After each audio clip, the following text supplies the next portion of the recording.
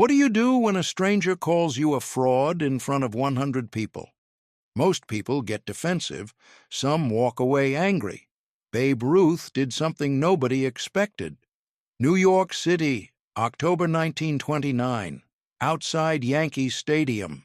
The stock market just crashed 2 weeks ago. The Great Depression is beginning. Millions are losing jobs, losing homes, losing hope. And standing outside the stadium is a man, 40 years old, worn clothes, hungry eyes. He watches Babe Ruth sign autographs for fans, watches Ruth laugh, watches Ruth enjoy his fame and fortune. And something inside this man breaks.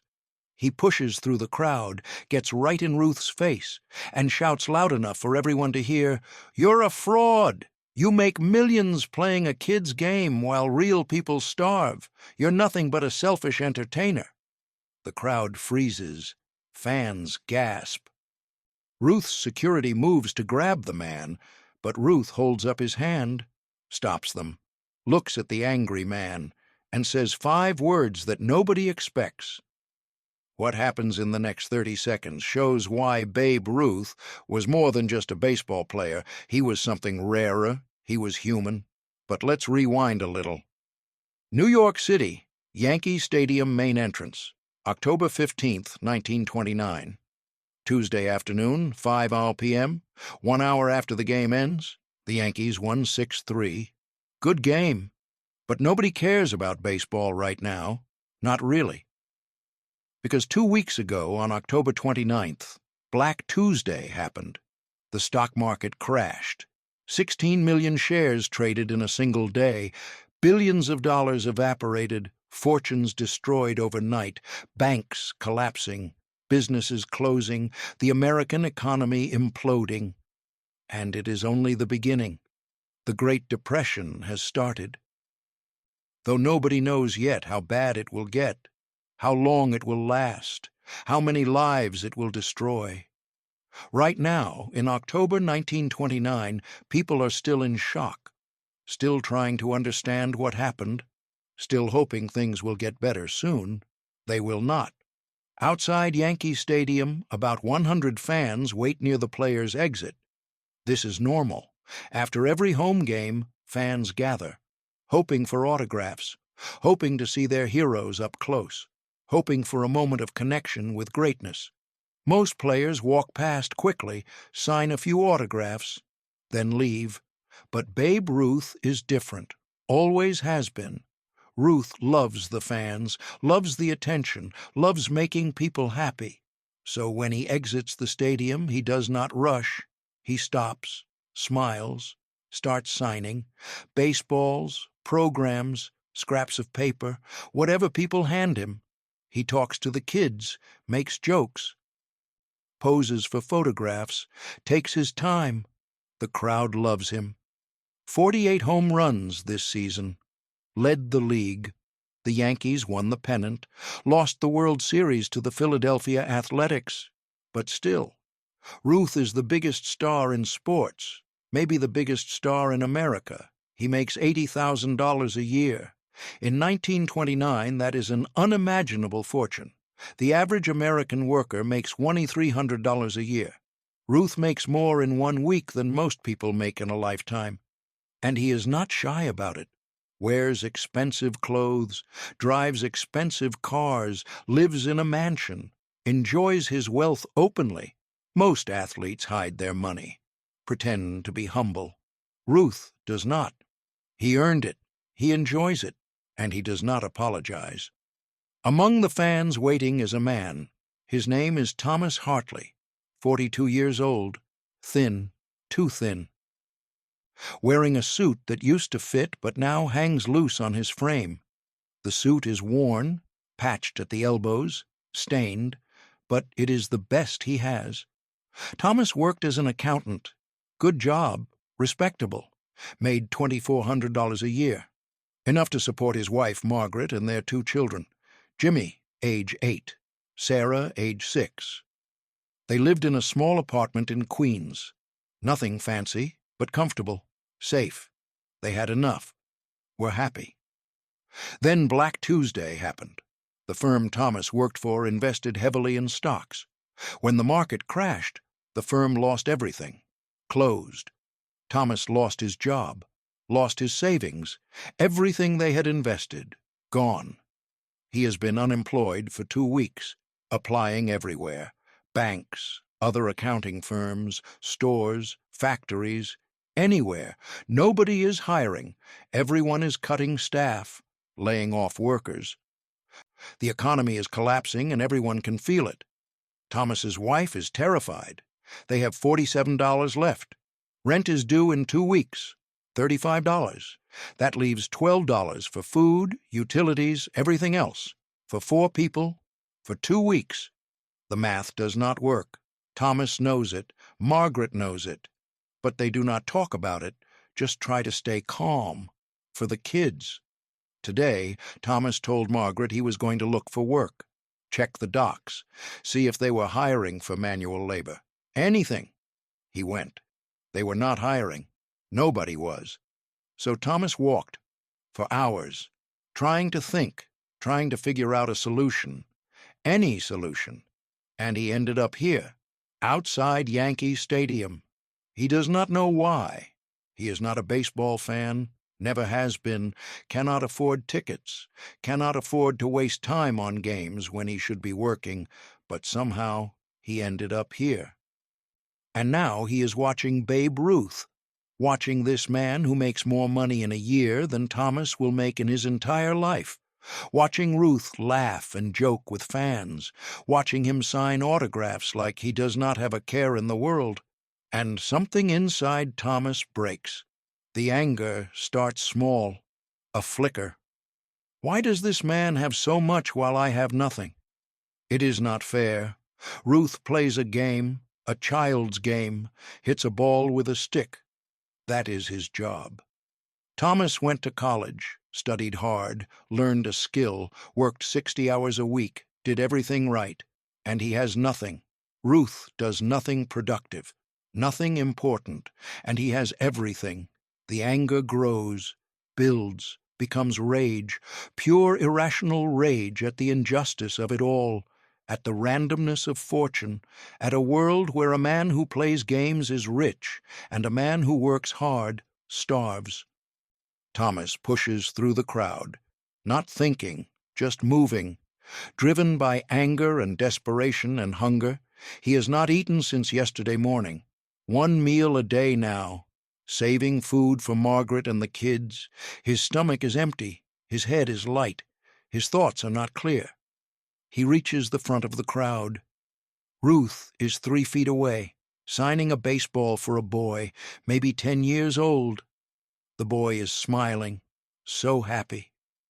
Ruth hands the ball back, ruffles the kid's hair, then looks up, sees Thomas. "You want an autograph too?" Ruth asks, friendly, open. Thomas stares at him, at this man who has everything, and the words come out, loud, harsh. "You're a fraud." The crowd goes silent. Ruth blinks.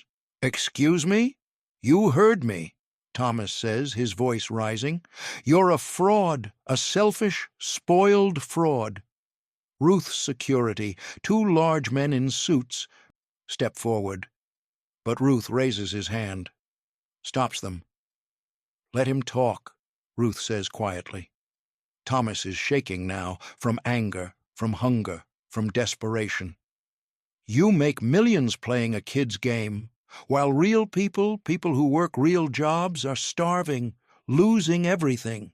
You sit there with your fancy clothes and your expensive car, and you smile like the world is fine, like people aren't suffering. You're nothing but a selfish entertainer, a clown, a fraud." The crowd is frozen. Some people look angry. How dare this man insult Babe Ruth? Some look uncomfortable. Some look away. Ruth does not look angry, does not look insulted. He looks at Thomas, really looks at him, sees the worn suit, the thin frame, the desperate eyes, and Ruth understands. This is not about him. This is about pain. Ruth takes a step forward. Thomas tenses, thinks maybe Ruth is going to hit him. Part of him wants that, wants a reason to fight, wants to release this rage somehow. But Ruth does not raise his fists. He raises his hand, gently. "You're right," Ruth says quietly. The crowd murmurs. Did Ruth just agree? Thomas blinks. "What?" "You're right," Ruth repeats. "I am lucky. I play a game. I make more money than I need. And you're struggling. That's not fair."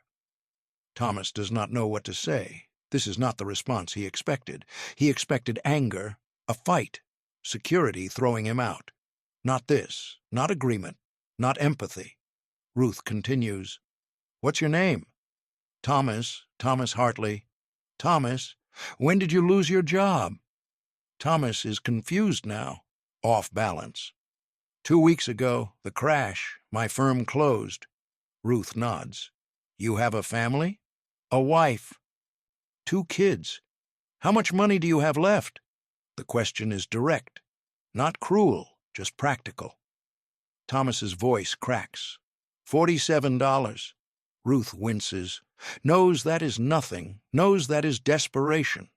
He reaches into his jacket pocket, pulls out his wallet. Thick leather. Expensive. He opens it. Inside are bills. Lots of bills. The crowd is watching now, silent, wondering what Ruth is doing. Ruth pulls out bills, counts them. "This is $200, Ruth says, holds it out to Thomas. "Take it." Thomas stares at the money. $200. That is more than 4 months of his old salary. That is rent, food, time to find a job, time to breathe. But he does not take it. "I'm not a beggar," Thomas says. His voice is shaking, pride warring with need. "I did not come here for a handout." "I know," Ruth says. "You came here to yell at someone, to release your anger. I get it.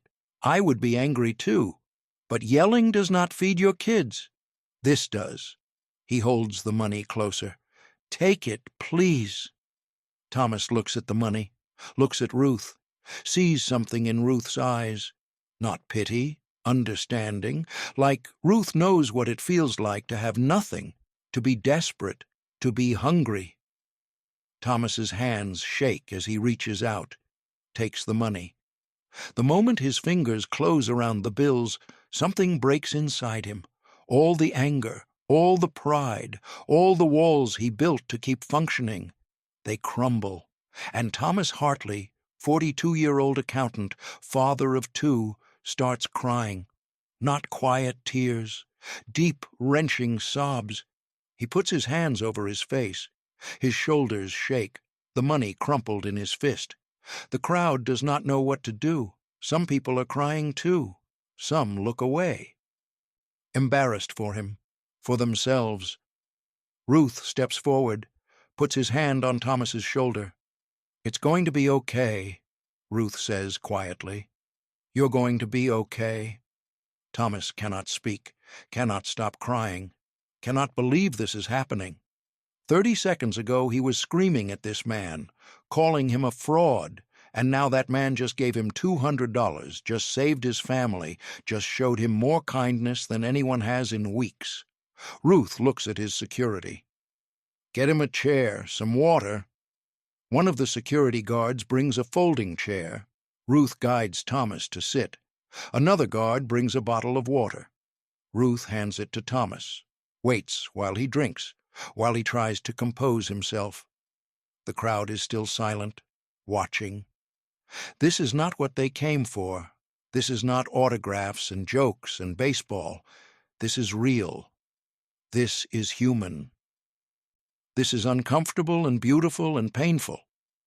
After a few minutes, Thomas can breathe again, can speak. "I'm sorry," he says. His voice is hoarse. "I'm so sorry. I should not have said those things." Ruth shakes his head. "You were angry. You had a right to be." "But I called you a fraud, a clown." "I have been called worse," Ruth says, smiles slightly. "And honestly, sometimes I wonder if you're right. Is what I do worth what I get paid? Probably not, but I'm lucky, And luck means responsibility, means when I can help, I should help. Thomas looks at the money still in his hand. $200 is too much. I cannot accept this. Yes, you can, and you will, because your kids need to eat, your wife needs to know you are trying. And $200 to me?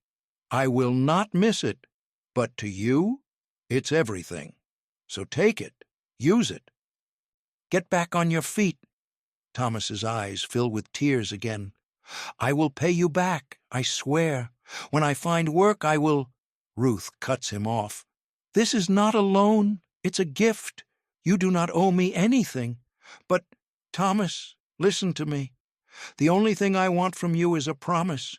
When you get back on your feet, when things are better, help someone else. That is all. Pass it forward. Before we continue with how this moment changed both men, do us a favor. If this story is hitting you right in the heart, hit that subscribe button and drop a like.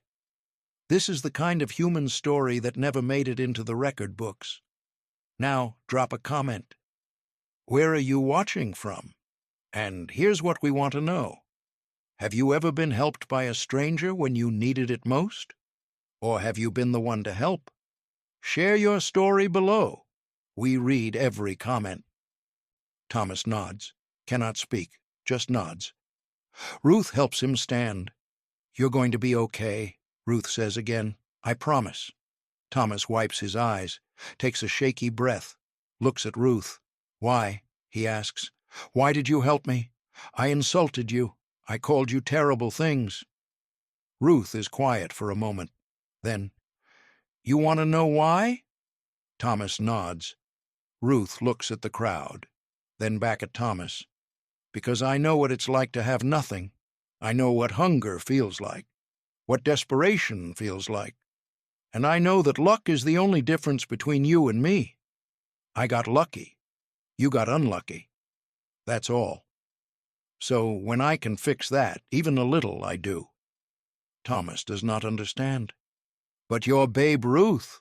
You've always had everything. Ruth laughs, not a happy laugh, a bitter one.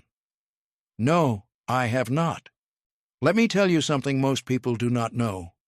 Ruth sits on the chair Thomas was sitting on, gestures for Thomas to sit on the ground. Others in the crowd sit too. This is story time, and Ruth's stories are always worth hearing. I was born in Baltimore, 1895. My father ran a saloon. Poor neighborhood, rough. My parents could not control me. By age 7, I was drinking, stealing, fighting, so they sent me away. Thomas listens. Others lean in. They sent me to St. Mary's Industrial School for Boys. You know what that is? Thomas shakes his head.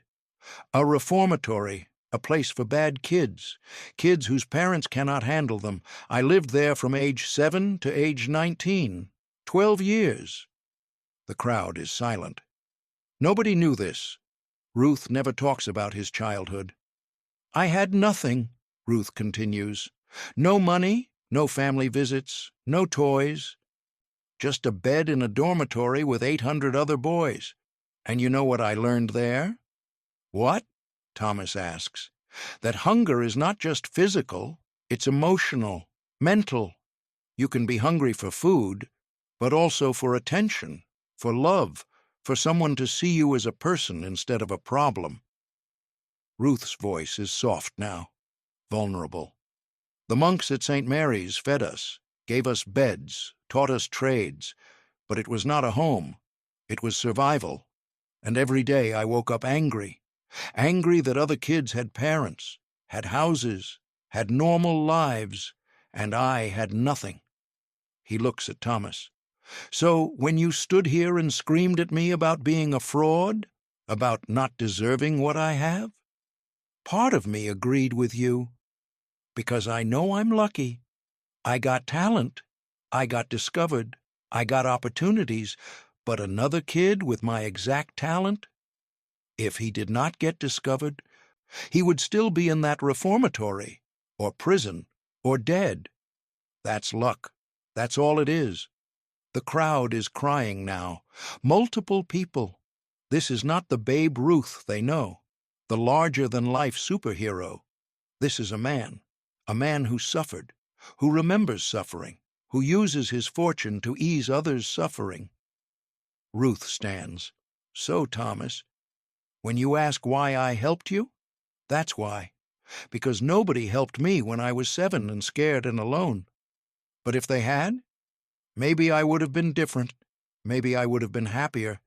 So now, when I can help, I do. Always. Thomas stands too, extends his hand. Ruth shakes it, firm, equal. Thank you, Thomas says, for the money, but more for the story, for seeing me as a person.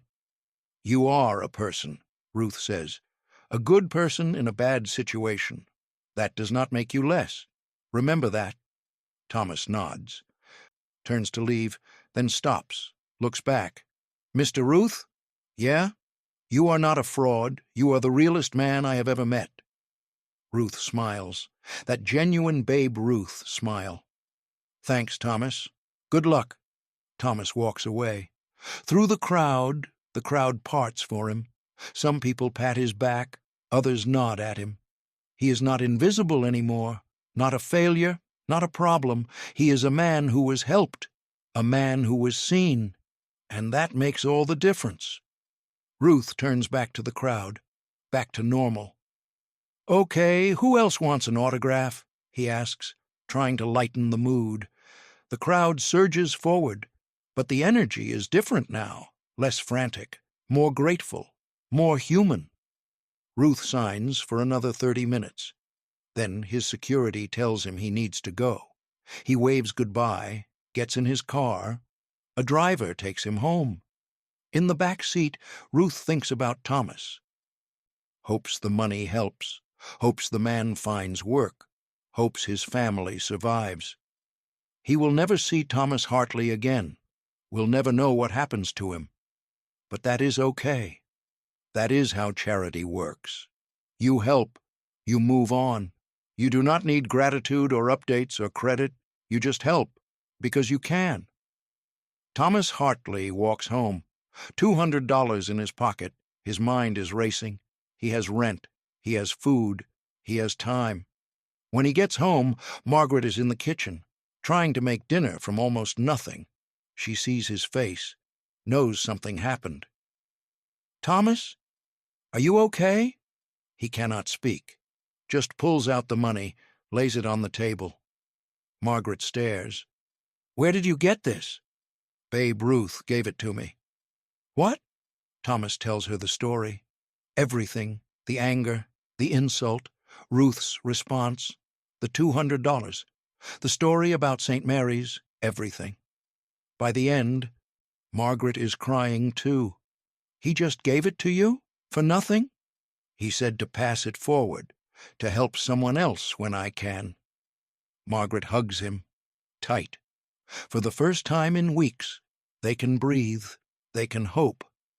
That night, after the kids are asleep, Thomas and Margaret sit at the table, counting the money, planning. They have 2 months now. 2 months to find work, 2 months to figure things out. It is not forever, but it is enough. Thomas does find work, not for 3 more weeks, but he finds it. A smaller firm, lower pay, $1,800 a year instead of $2,400, but it is a job. It is income. It is survival. The depression gets worse, much worse, but the Hartley family survives. Barely, but they do, and Thomas never forgets that day, never forgets what Babe Ruth did. In 1948, Thomas reads that Babe Ruth is dying, cancer.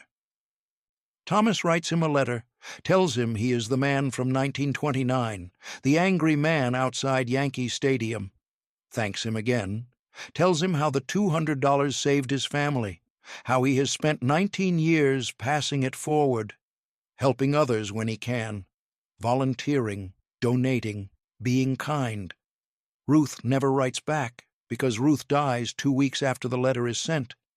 But Thomas likes to think Ruth read it, likes to think Ruth knew his kindness mattered. Thomas lives until 1973, 84 years old. On his deathbed, surrounded by his children and grandchildren, he tells the story one last time about the day he insulted Babe Ruth, about the day Babe Ruth changed his life, about the day he learned that kindness is not weakness, compassion is not charity, helping others is not pity. It is recognizing that we are all one bad day away from desperation, and that when we have the power to help, we should. No questions, no judgment, just help. That is the lesson. That is the legacy, not of home runs or records or championships, but of one moment, outside a stadium, when a rich man saw a poor man's pain and chose empathy over ego, chose generosity over judgment, chose to be human, and changed a life, maybe changed many lives, because Thomas passed it forward, and maybe the people he helped passed it forward too. And maybe kindness spreads like that, one act at a time, one person at a time, until the world is a little less cruel, a little more human. That is the real story of Babe Ruth, not just what he did on the field, but who he was off it. A man who never forgot where he came from, never forgot what hunger felt like, and never walked past someone in pain without stopping, without seeing them, without helping. That is greatness. That is legend. That is why we still tell this story, 90 years later.